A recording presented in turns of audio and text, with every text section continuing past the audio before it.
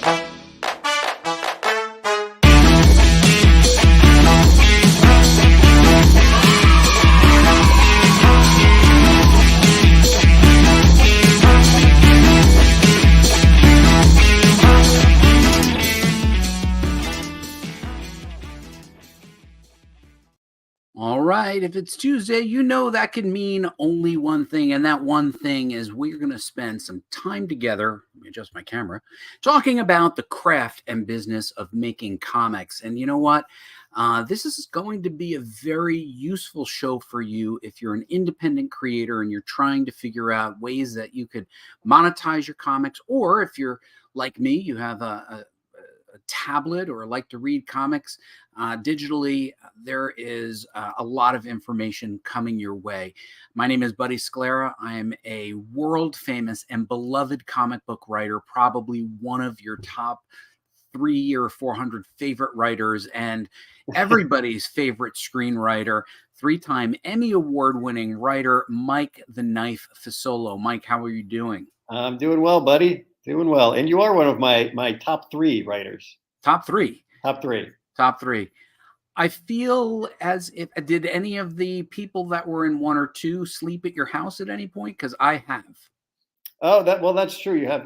No, they have not. They have not. You're the only one who has slept at the house and are in the top 3. That's right. That's right. I have actually been in this backyard where you are toasting your 3 Emmys over breakfast and champagne. Yep. That's what we do out here. That's right. Well, that's what you do out there. 3-time Emmy Award-winning screenwriter.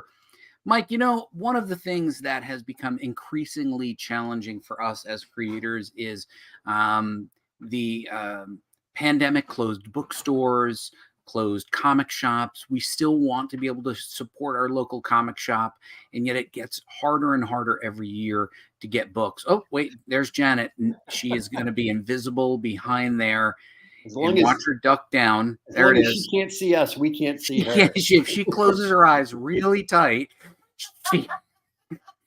she will remain unseen in the backyard.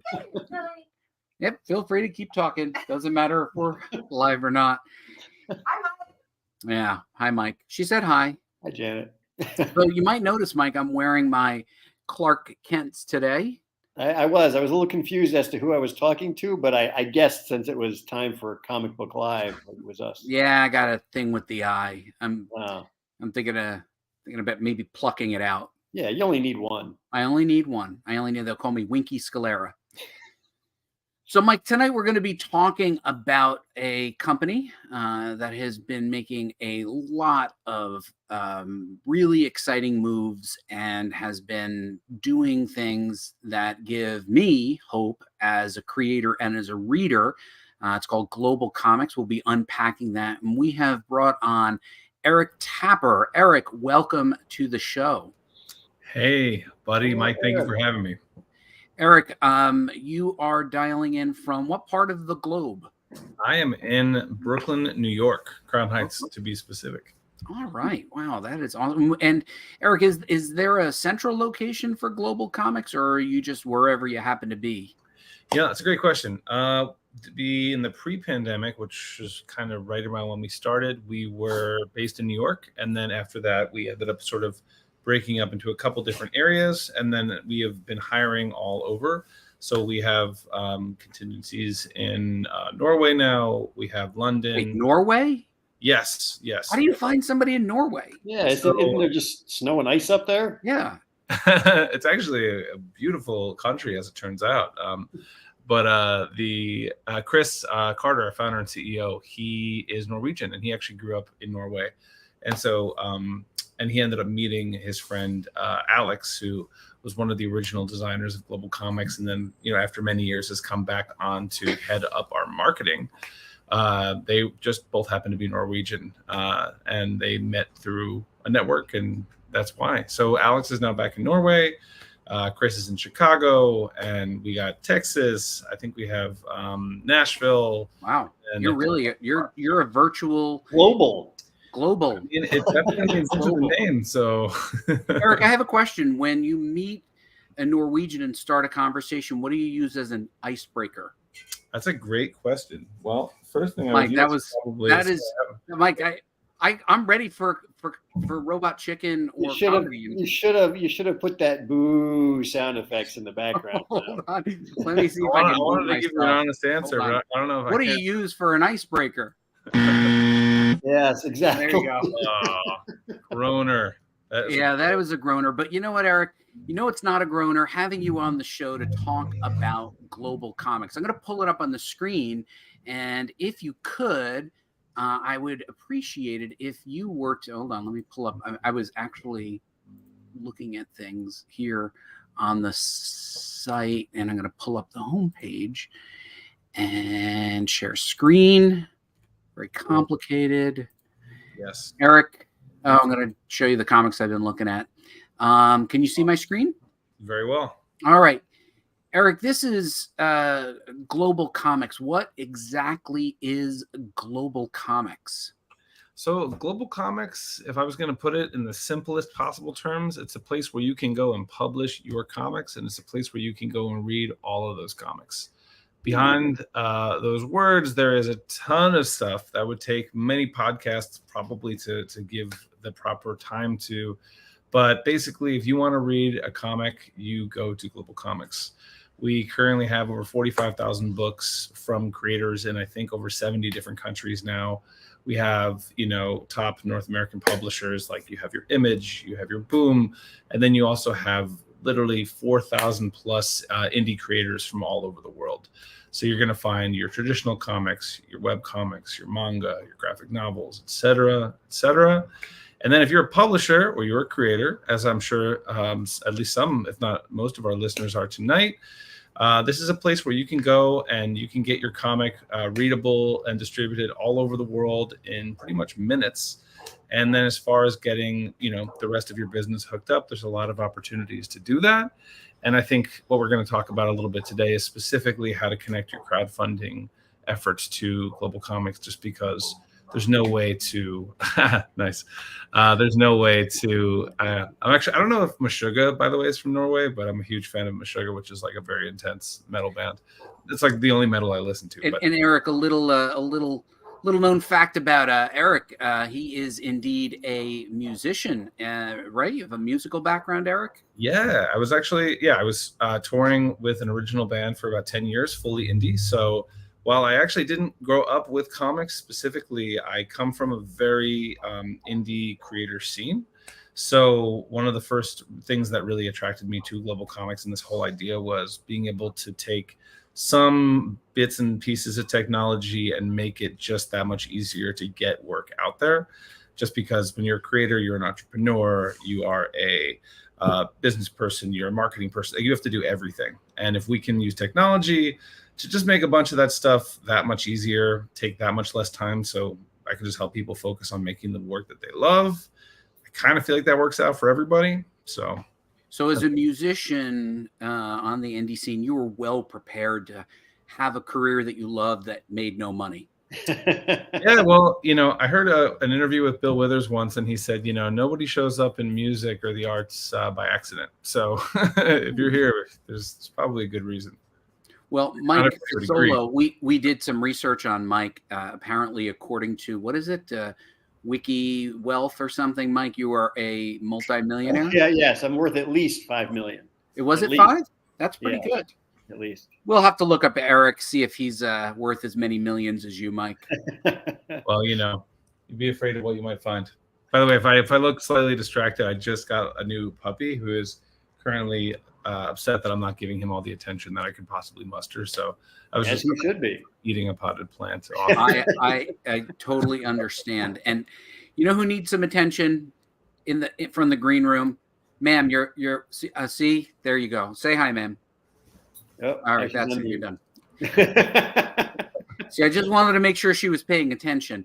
You know, Eric, I had a question from the audience. Glenn Catilla asks, how is this? I would imagine GlobalComix. How is this different from Comixology?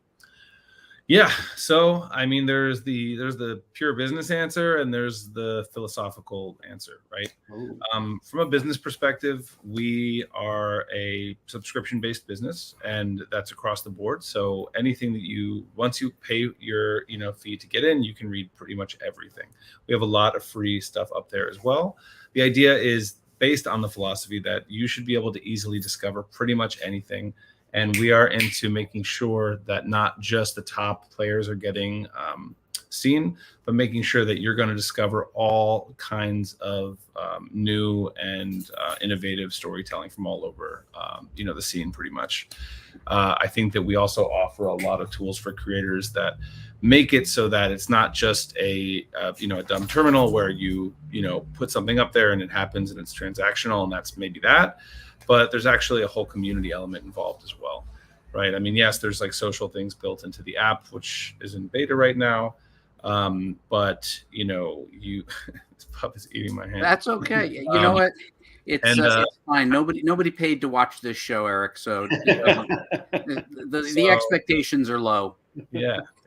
And just to finish the thought, it's a community. I mean, if you go into our Discord, we have over 1,000 creators, and growing pretty much day over day that are all talking to each other and sharing tips on how to actually do this better.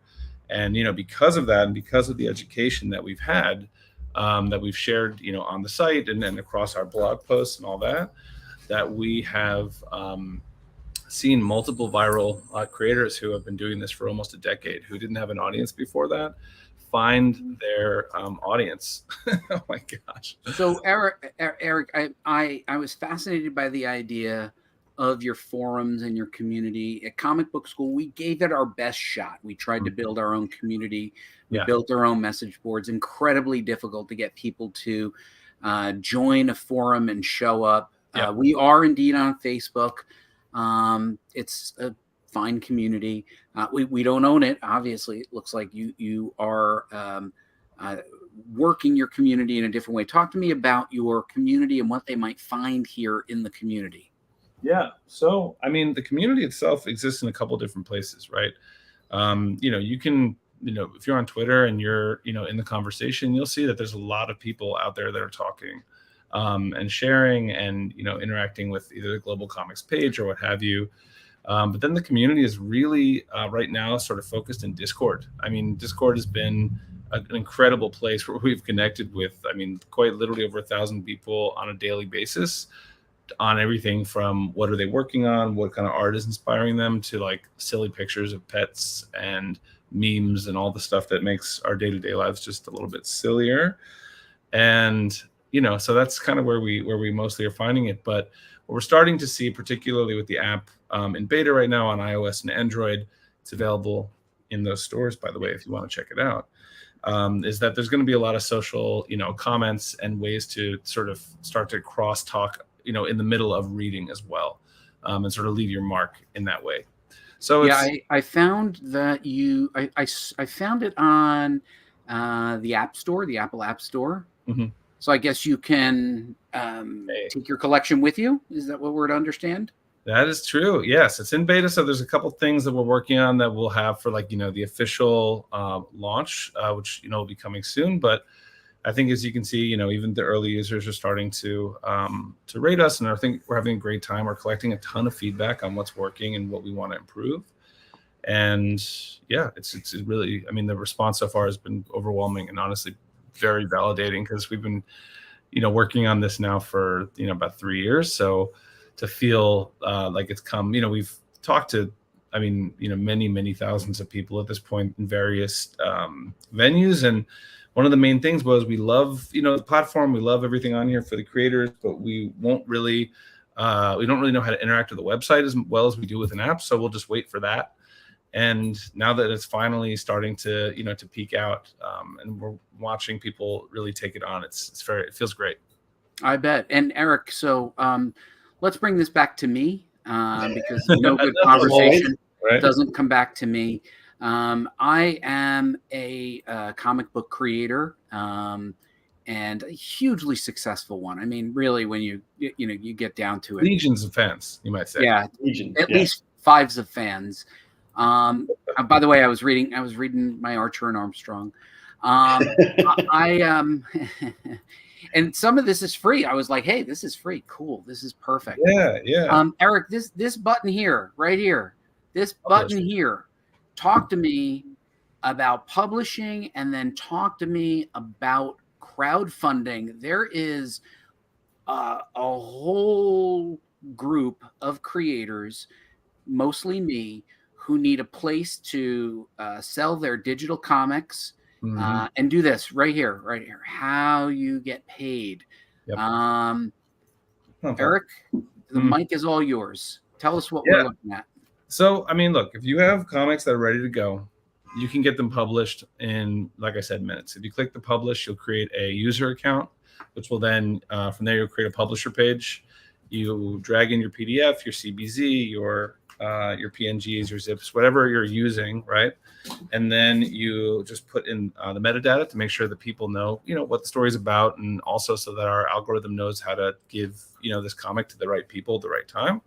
And then if you click publish, it's ready to go. It's live. And then, you get to customize your pages. You can set up your own paywalls. You can change your model around as much as you want. And we give you all the data to be able to understand what your audience is like. Wait, you give data? I mean, that alone is worth it. As a publisher, we could not get any valuable data out of Comixology. Back to Glenn's question.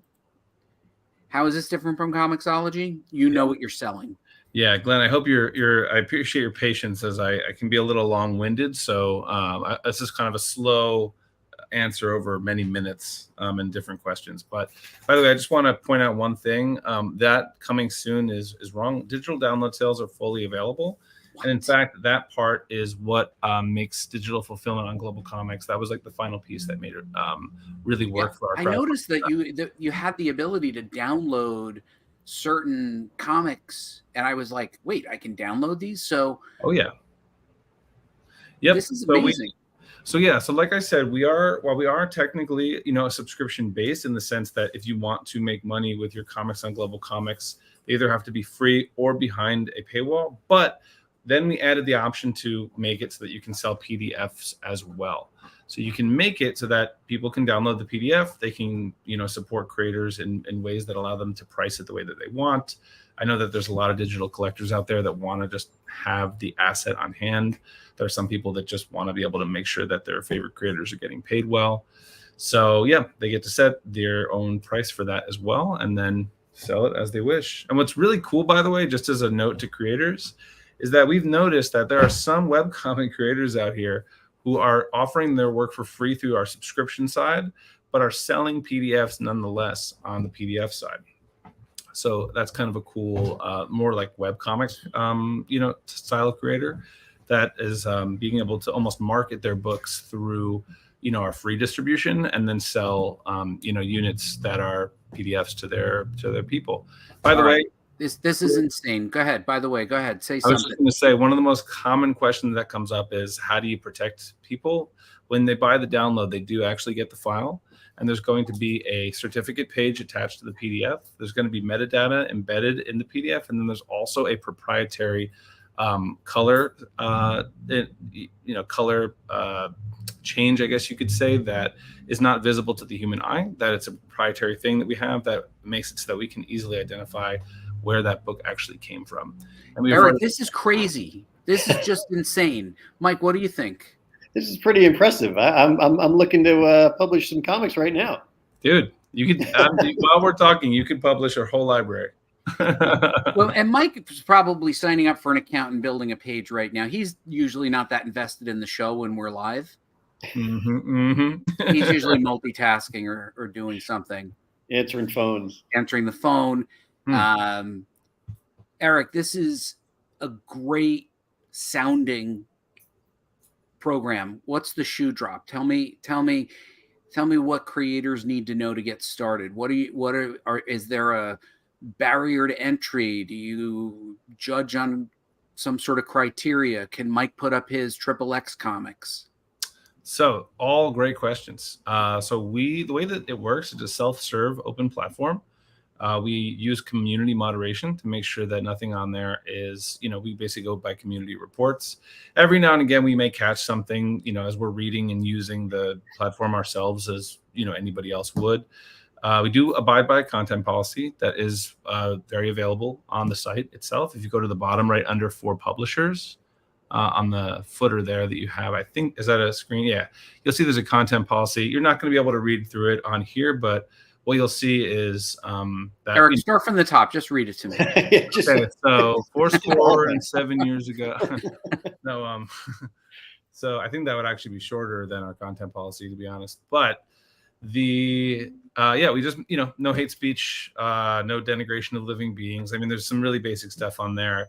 But generally speaking, we're probably one of the more open platforms. Our apps are rated 17 plus for now, but keep an eye out because in the not too distant future, we'll be releasing a more kid-friendly side that's going to have much more clear moderation and making it so that, it's something that we can trust to give to our young readers, that they're not going to be unduly exposed to something that maybe they're not, prepared for, or their parents did not consent to. So, this is great. So range of type of content. We did an anthology with Comic Book School.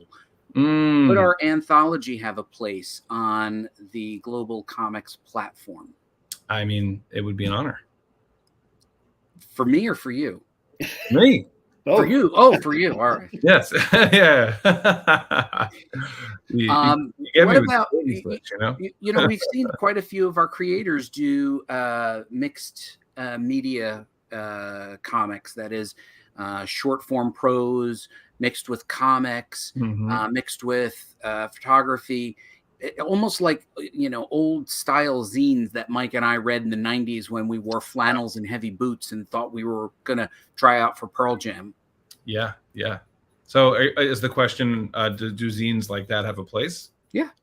So that's a great question. We've had a lot of questions about this. Now, look, in the beginning, I remember, literally back in 2020, somebody published an entire novel on GlobalComix. So let's just say, technical perspective, we can handle a lot of different kinds of things. The problem is that the audience is really focused more on that comic side. If there was a massive influx of zines and we created maybe a category, I'm not saying that's out of the question, but I'm also not going to say that we're going to necessarily remove it either. If it's within the content policy and people are not reporting it, or it doesn't seem like it's out of bounds, you may just find it up there. All right, one more for you. Since I'm just bombarding you with questions even before you're done, because I got the next question locked and loaded. Eric. Bring it on. All right. At Comic Book School, we have done the 8-page challenge, which means many of our creators, in order to create this anthology, have created 8-page stories. So we have a whole bunch of people who have 1, 2, or 3 8-page stories. What can our creators do on your platform if primarily they have created short form comic stories? Well, I can tell you that we have an entire subset of creators who release maybe a page or two at a time. Wow. And you can release as little or as much as you want. And you can set it up there. You can make it behind a paywall. You can set it up for free. I imagine that for projects like that, if somebody wanted to just get it out there and just get people reading it, they could just set it up for free. And then as soon as it's live, there's a link that just links directly to page 1. You just send it out to your people. They open it up. You tweet it out. You mail it, whatever, email it, whatever it might be. And then they're reading in seconds. And by the way, for any creators who do publish on GlobalComix, we did a test. And we found that if you post the profile page versus page 1 of the comic, page 1 of the comic has 5 to 10x the amount of readership for if you want to maximize for reading. So anytime you're sharing your comic, share page 1 of the comic. Just a tip Wow. and trick for you. And that's based out of analytics that I don't mean to beat up on Comixology or Amazon, but they never told us any of that. Not only do you get your readers, number of readers, number of pages read, but you even get what my personal favorite is, release analytics, which was requested by a creator about 1.5 years ago, that you can actually see the number of readers per page as it's dropping off. Oh my God. Related with the amount of time that they're spending. So you can start to understand, for example, we had a publisher who had a massive jump in time and then a massive drop off in readership on the next page. When they went back and analyzed it, they found that the way that the page was laid out, there was too much text and they alienated the readers. And now I'm not saying that analytics should influence art, but if you're talking about design and audience and understanding how people interact with something, it's at least good to know, right? How readers are taking in your work, that you would have never seen that, in any other platform, really. Somebody should do a comic on the analytics. Hey, we could just, I'll get somebody to draw beautiful graphs with lines and colors. It's very meta, very not going to win any Emmys, but let's face it, most things don't. We're here to make good work, and if it wins, it wins. Little known fact, Mike, can you give me like a Cliff Clavin type of voice? Little known fact. Little known fact. There you go. Little known fact. When he started writing The Incredible Hulk, Peter David had worked in the Marvel sales division and had access to sales numbers and was able to see when sales were rising, leveling off, and dropping. And that would give him some insight into making a change in the Incredible Hulk series, which I think he wrote for something like 14 years. So analytics can tell you how your audience is receiving what you're doing, because, in a void of information, you don't know what's working, and it takes so long for those sales numbers to come in. You don't know what's working. Well, actually, I have two things I want to touch on that, because I think it's really important. And also, I feel really proud that this is something that's available. So you get all of those analytics. They're all in real time. And on the one hand, we've had certain creators recently who learned how to market on Reddit through our education portal. I think it's just globalcomics.com/education. And you can go and read, different things that we've tried and experimented with and how to do it yourself. And this one person had been, working on their comic for over 9 years. It was like almost 10 years. And they were basically like, this is the last time I'm going to do this. I'm done. It's just not, basically show's over. They went and they marketed themselves through our Reddit. They saw the analytics moving and they ended up getting over 500,000 reads in a week, and now have now they have an entire audience that's there with them. Where is this education? I saw it earlier. Where is it? So if you go down to the bottom, it'll say education under FAQ, and you'll see that there is, exactly. And by the way, what we're looking at here is all the website, but this will probably look a little bit different soon to mirror what you'll see in the app, just as a heads up in case. This is great. I think, what we do at comic book schools is probably, really useful for creators in some ways. This would probably be a great way for our students to continue to extend their education. I see Gamal's name up there. Gamal's a good friend of the show. So we're going to be talking about his book pretty soon. But focus on this. Yep. We love Gamal. He's a great guy. We're going to look at this and say, look, this is amazing. And say, check out all these resources. But one of the things that I also thought was pretty amazing was this. I'm going to pull this up into the window here. Tell me what's going on here. This headline here caught my eye. Actually, Melissa had shared it with me. What's going on with GlobalComix and crowdfunding?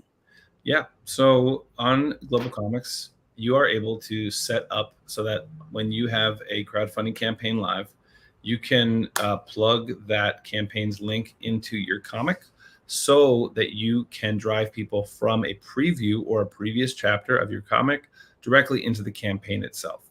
So in other words, you can showcase new work and then increase the potential for, pledges and new audience, because you're plugged into the network of GlobalComix, right? It's more shareable, it's more social, it's getting algorithmically recommended. It's, you know, a part of what we're trying to do. And then also that's during the campaign, right? Driving pledges and converting people. Afterwards, you are then actually able to fulfill your digital rewards seamlessly through GlobalComix by providing your pledgers, I guess, your backers, with a code that gives them both streaming access and a PDF download to their to your work. And that is amazing, Eric. Really, that is the master stroke. And the best part is that once it's up, it's then in GlobalComix and it's ready to be found by everybody else. So once it's live and ready to go, it's then getting recommended, it's getting curated, it's being shared, it's just available. Now, I saw that you pay people through different means, PayPal, whatnot. Mike prefers if you roll up a wheelbarrow to his house. All cash. Mostly cash. And bullions. Bullions are good as well in California. So we have some questions from the audience, Eric. Are you brave enough to take audience questions? You ready? Yeah, the internet is usually a kind place. So not this group. Very friendly. Not this group.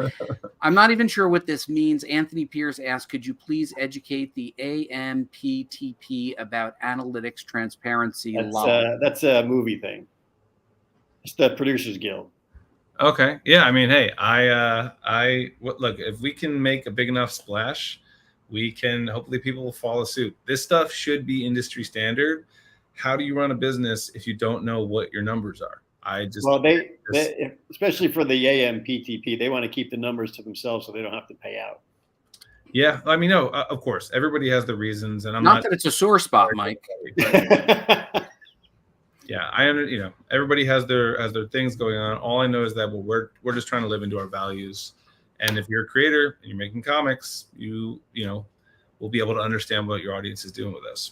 Eric, you're far too nice and earnest for Mike's bitterness.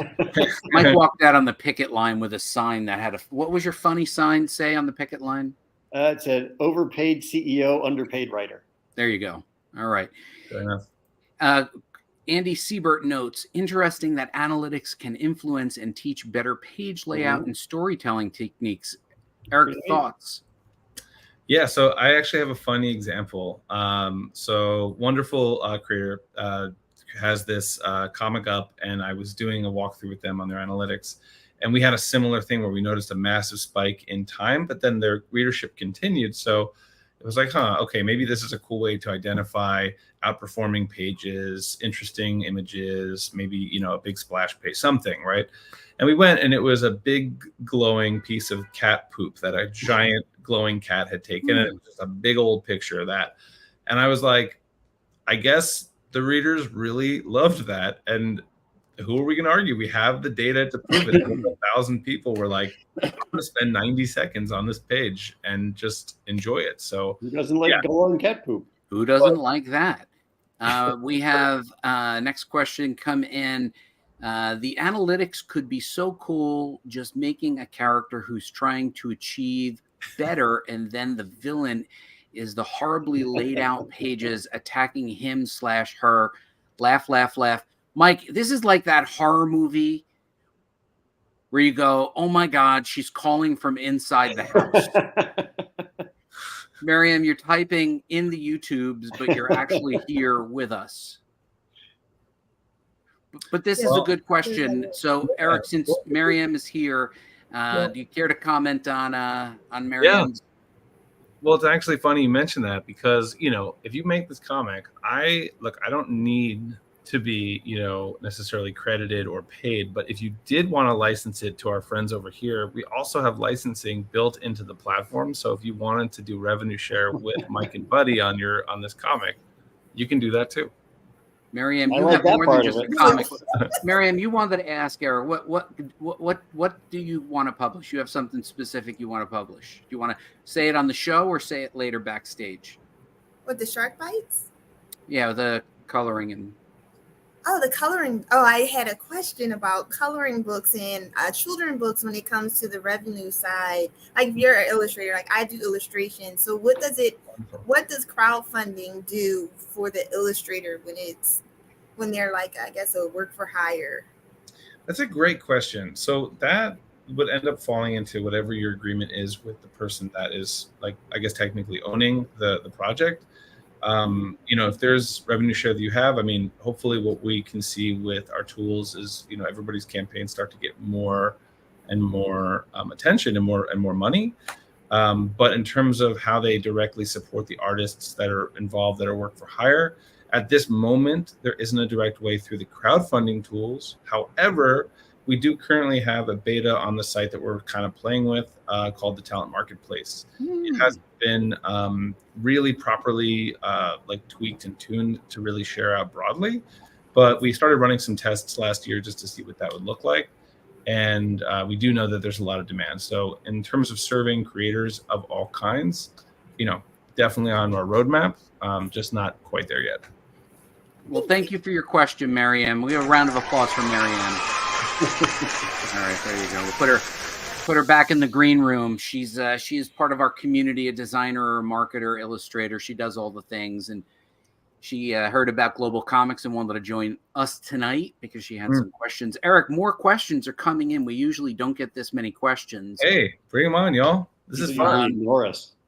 This is probably temporally related to something you said, but I think somebody agreed with you and told you exactly. So, hey, Marianne, once again, calling from inside the house. Applause. Yes, the numbers are so important.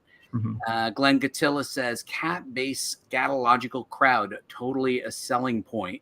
If there's one thing I know about the internet is that if you can think about it, it's probably there. And there's way more. It exists. Yeah, there's a lot of subreddits out there that you stumble across and you're like, you know what? You guys have fun. I'm going to go. Yeah, speaking of, and I feel like Glenn has summarized it well, lost some more faith in the human race. Yeah. Human race, that's after the apocalypse, Eric. We were the human race, and now we are the human race that is past. If you're really past tense. Eric, as we come to the end, we have one question that we ask to every one of our guests. And let me pull you up on the big screen here. Let me do it. Eric, we have a question that we ask every one of our guests. What is the name of your dog? No, that's not it. Hey. What is the name of your dog? Well, he came to me as Freddie, but we're thinking about changing it. I think I might name him Mochi, but I'll follow up in a later podcast. Yeah, well, you come back with the dog, and this potty trained and ready to be on the camera with us. All right. Eric, we asked this question of all of our creators. What is one thing you wished you had learned earlier in your career? Analytics. I got it. So I wish that I knew earlier on that it's not about doing necessarily amazing things to be successful, but it's about doing the mundane thing for an unusually long time that makes you successful more often than not. Oh my God, I got a little chill. That was really good, Eric. Thanks. That was good. Yeah, I think that's, I have a lot of young artist friends, and I'm like, there's a lot of shiny stuff to chase. You could be a puppy that's chasing cars, but it's really just about like waking up, drinking coffee, and getting stuff done, on a regular basis for a longer time than most people would advise you to. So that's all I wish I knew. Wow, Mike, what do you think? That's a profound one. That is a good piece of advice. I probably should have taken that into account when I was coming up. Yeah. And Eric, your background as a musician, it's, you practice the chord, you practice it, you got to keep doing it. I mean, one of the things that, creators all want to shoot right to the top, and they want to start out and they're like, I want to be on the X-Men. I want to be on Spider-Man. They look at stadium bands, but I'm sure that, the Who played a lot of pubs before they got to play Wembley. Also, show business is smoke and mirrors, man. A lot of people who are on tour, they look like their whole budget goes to paying the tour. They don't come home making that much money. It's like a funny thing. And I think it's, and obviously comics shares a lot and is super different, but I feel like there's a lot of people out there that are making good livings, but they might just not be super famous, and that's cool too. Like you and me, Mike. Well, apparently I'm worth a few $1 million, so apparently I'm doing a little better than you. apparently. Eric, it was a great pleasure to have you. It was probably a big thrill for you to meet Mike Fasolo, obviously multi-millionaire, world-famous screenwriter. Hey, no, this was great. Thank you guys for having me on. This was awesome. All right, Eric, where's the best place that they can find you and GlobalComix? Yeah, so every social for GlobalComix is just at GlobalComix. I can share with you the link to the Discord if any of the creators want to hop in and just like meet some other people. And then I'm just at Eric M. Tapper on Twitter and Instagram. And I saw from your Twitter profile, we'll see you at New York Comic Con. Comic Book School has a couple of educational panels. People should follow our Twitter and look at our website. We'll be hosting at least 2 panels at NYCC this year. Awesome. Yeah. Definitely share the link with me. I'll make sure to share our Twitter. Hopefully no skin's broken now.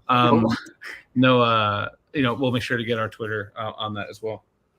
Awesome. Eric, we're going to put you into the green room. And as always, you can have as much candy as you want. Mike, what's in the candy jar in the green room tonight? We have Skittles and Reese's Pieces. Yeah, Eric, help yourself to Skittles and Reese's Pieces. Don't go away because we want to see you in the back room. Hang on there. Oh, that's interesting, huh, Mike? Yes, Skittles and Reese's Pieces. Who would have thought that combo? I kind of was referring to GlobalComix, but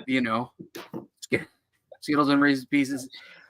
Yeah, I am very optimistic. Hold on, Mariam, are you psyched? This seems pretty exciting, isn't it?